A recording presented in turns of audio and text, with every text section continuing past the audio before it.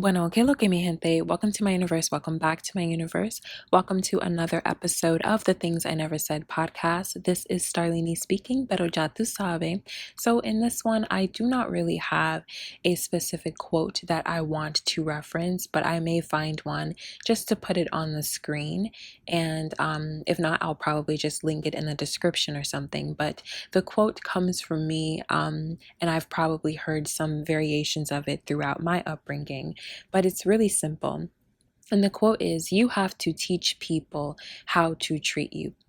And it's, of course, easier said than done. However, like most things that you will have to do in your life in order to have better relationships and better experiences, it is necessary to understand and to apply to your life. You have to teach people what you will and will not accept. You have to show people what your boundaries are. And first, you have to create them for yourself. You have to be clear about what you will not accept from anybody. And what helps me understand that is just thinking of the things that I do not do to other people. If I know I don't want it done to me, then I know that I shouldn't do that to other people. And no, I'm not saying that I'm perfect. I'm not saying that I've always been so wonderful to people. However, what I am saying is that I do not put people through the things that they have put me through. That is typically why I end up walking away from situations. That is why I choose to sever the ties very early on when I see that people are not choosing to listen to me or respect me or consider the things that I have been telling them, especially when it comes to boundaries. I don't play when it comes to respecting my boundaries. Like I said, if I don't do it to you, you certainly should not be doing it to me. But guess what? People do what you allow them to do. I think that is something that people struggle to accept, because what I've noticed is that people like to absolve themselves of their wrongdoings. They like to absolve themselves of any responsibility that they are supposed to take for what happens in their life. It's not to say that you are to be blamed for someone's actions towards you, but you are responsible for setting the boundaries and letting the person know you are not to do these things. If the person does the things anyway, you are responsible if you choose to stay in that situation when the person has shown you once, twice, 3 times or more that they do not care about those boundaries. That's when you are responsible. That's when you need to hold yourself accountable. You don't have to blame yourself. Blaming does nothing. Blame looks at fault, but accountability looks at responsibility. It looks at how you contribute to your own situations, or in other words, your own misery. People tolerate a lot of things that they know that they shouldn't. I've tolerated things that I know I shouldn't have tolerated. And I will be honest, the reason is typically because I have not learned yet to completely trust my own voice. So I will tell myself, no, maybe I'm just being negative. Maybe I'm just being pessimistic. Maybe I'm just looking at all the negative things. Maybe I'm just focusing on the wrong things. And I'll give a person way more opportunities than he or she deserves in my life, because I haven't yet learned to completely trust my voice and trust my intuition and say, you know what? I'm tired of saying the same thing over and over to you. I'm done. I get to that point soon in a relationship when I've noticed that people are not respecting me. But I feel like I don't get to that point soon enough because I'm always trying to give that person an opportunity to show me something different. I'm trying to reconfigure my mind to focus on the things that I'm grateful for. But I've noticed that I cannot change if something bothers me. If it bothers me, it's going to continue to bother me. It doesn't matter if I choose to focus on it or focus on a bajillion other things, okay? I can focus on everything except for that. It will still bother me, especially if it goes against my morals or if it, like I said, disrespects my boundaries. So then at that point, that's when I have to say, you know, I cannot accept this anymore. Vaya con Dios, like please, vete coño, like just go somewhere else. That's when I have to just sever the ties for my own protection. And that's when you have to do the same thing. Some people are better at it. Some people will cut you off right away. Some people, it takes them too damn long, and all they end up doing is wasting their time. just wasting your life away and allowing people to take up space that surely belongs to other people. But you'll never know who's waiting in the wing to be right there by your side and to show you that they can treat you better than other people have, because you're letting that person sit there and take up space that they don't deserve. You have to set boundaries, and you have to say, listen, this is something I cannot accept. This is not working for me. And oftentimes when it comes to our family, people are so afraid to just say, I cannot accept you treating me this way. And I understand that part of it is largely just due to conditioning. We've been conditioned that, oh, family is always there. Family always matters. Always cherish family. Especially when you have foreign parents, when you come from a foreign community, when you're foreign, we are conditioned and trained to just accept all types of shit from our family. Even if you do not know people personally, you're encouraged and expected to help that person out just because that's your cousin. You don't even know this person. You may have just met him today. And it's like, oh, you're supposed to give him money because that's your cousin. You're supposed to let him into your house because that's your cousin. People need to define family for themselves instead of just allowing anybody who's related to you by blood into your most intimate, private circles. Because sometimes, or actually I would argue that oftentimes, we are hurt the most by our own families. We are betrayed the most by our own families. We are physically, verbally, sexually, emotionally, mentally hurt and violated by our own family members over and over and over again. And it starts young, but most of you are too afraid to correct your family members when you know they're wrong. So you'll let your mom slap you across your face. You'll let your brother punch you in your stomach. Like, for what? If you know that it hurts you, say something about it. You have to put your foot down. You can't allow people to be choking you and slapping you and speaking down to you and then think that's not going to affect your self-esteem. And with boys, it affects them in a different kind of way. I mean, it hurts no matter who you are. With boys, however, I've noticed that when their mother or their grandmother or their aunt or their cousin, who is a woman, is speaking down on them and degrading them and belittling them and physically abusing them, that makes the boy so weak. That makes the boy absolutely spineless. And then when he gets into a relationship, with a woman who beats on him too. Or he would accept it if a woman did slap him across his face. Why? Because his grandmother has slapped him across his face. His mother has slapped him across his face, punched him in his chest, punched him in his stomach multiple times. His cousin has verbally abused him. He's so used to everybody who is a woman in his life beating him down that he just accepts it in a relationship with his own significant other. You're not supposed to do that. But nobody can save you from that. You have to save yourself from that. And the sooner or the earlier on, the better. And it's the same thing with girls. Girls who see their mother get beat on, girls who get beat on by their fathers, by their cousins, by their brothers. They go out and they attract that same kind of lame, whack-ass energy in a guy. And then they get with a guy who they're completely taken care of. They're the breadwinner and all that other shit, and they're still getting beaten on. They're still getting cheated on. For what? When you allow yourself to be abused, it doesn't matter if it's verbal or physical or sexual. When you allow yourself to be abused and put down by people, all it does is make you weak and more susceptible to all kinds of bullshit that will surely come your way.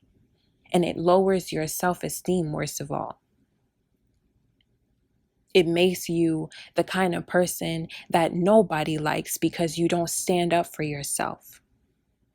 And if you're a guy, girls like it when you stand up for yourself. No girl wants a weak man. That's just the truth. Nobody wants a weak guy around them. A girl likes to feel like you will protect her. A woman wants to make sure that she's with someone who will protect her, not somebody who would let some other dude walk up to her and grab her ass and keep on walking, because you're so weak and so spineless that you just accept all types of bullshit, terrible behavior like that. You accept it for yourself and you accept it for the people around you. And what I can't stand is the kind of girl or the kind of guy who will have an energy towards you when you call her out on something or when you bring something to his attention. And then when it comes to all the other people in his life who actually abuse him, the people who actually degrade her, she doesn't have any of that energy. For some reason, people who are weak like that, people who are beaten down like that, they only seem to get buck and puff their chests out and get rough and tough with you when you're calling them out for something, not abusing them, but specifically just bringing their attention to something. But they don't ever have that same energy towards the people they need to have it for. I don't understand where that phenomenon comes from, but I find it quite repulsive. I don't understand how you can let everybody in your life put you down, but the one person who actually has higher expectations for you is the person that you'll push away. That's called being complacent. And what I am learning, what I've learned for quite some time and had to remind myself of when it comes to different people that may come and go in my life, is that when I see that somebody's comfortable or complacent in the bullshit that they like to tell themselves, that's when I must remove myself from the equation. If you're comfortable getting beat on, if you're comfortable letting somebody put you down, you know what? You stay exactly down where you are. But you're going to have to leave me out of that shit. I really wholeheartedly feel like that is one of the worst things you can do to yourself as a young girl, as a young woman, as a young boy, as a young man. Do not waste your time with people who are comfortable in their sorrows. Because there are people who work to get away from the toxicity in their lives, and then there are the people who invite it right to their front door. They accept it into their homes. They allow it to have a bed in the other room. They nurse that shit and let it grow. And then they'll look at you crazy when you hold up a mirror and say, this is what you're showing me with your behavior and the things that you're telling yourself or telling me. They look at you crazy. They talk to you crazy. Meanwhile, the people that are actually causing the most damage to them, they don't ever go, or they go unchecked. And for some reason, they're allowed to sit right there and reap the benefits of that person. Meanwhile, that person who's supposed to be your friend, that person who's supposed to be your boyfriend, that person who's supposed to be your wife, that person who's supposed to be there for you, can't be. Because they're completely being controlled and conditioned to cater to those people who don't even value them or don't treat them like they value them. Again, you have to teach people how to treat you. You have to show them. And when people show you that they're not interested in learning, that's when you walk away. That's when you start to keep your distance from that person. And that's when you choose to ultimately sever the ties. I mean, you can sit around and wait for somebody to grow if you want to, but life is not promised to any of us. You don't know if you will die in your sleep tomorrow or die while you're crossing the street. I'm not wasting my time with people. Because like I said, too many people are comfortable in their misery and they will sit there and call your phone and complain to you. They'll let all this bullshit happen. And then they'll pick up the phone and call you to complain about their situation. Oh, I can't stand when she does that. Oh my God, she was so disrespectful to me. And you're still sitting there. So you can cállate a la verga, por favor. Shut up. Don't say nothing to me. Keep it pushing. I don't care. I'm not wasting my breath on people who choose their terrible circumstances. There are too many of us out here in this world who have unfortunate things inflicted upon us all the time. We will be minding our business and something terrible will happen to us. Those are the people who deserve empathy and sympathy before you do, because you have a choice. You have a choice to be noble and honor yourself. It starts with having enough respect for yourself to make sure that your esteem is intact and to honor yourself. People who let themselves be walked all over, they do not honor themselves. That's their problem. They do not have respect for themselves. That is why it's so easy to put them down. That's why they're so easily manipulated.